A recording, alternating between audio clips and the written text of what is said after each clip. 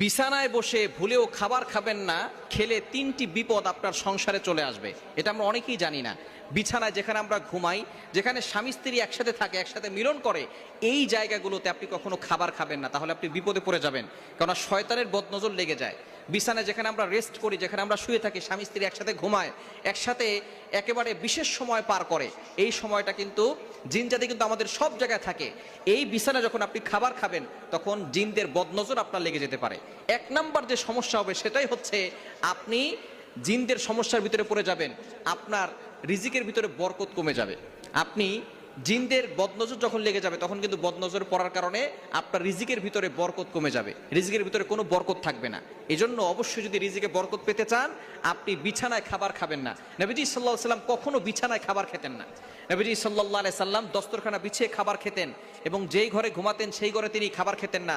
তিনি পাশে একটু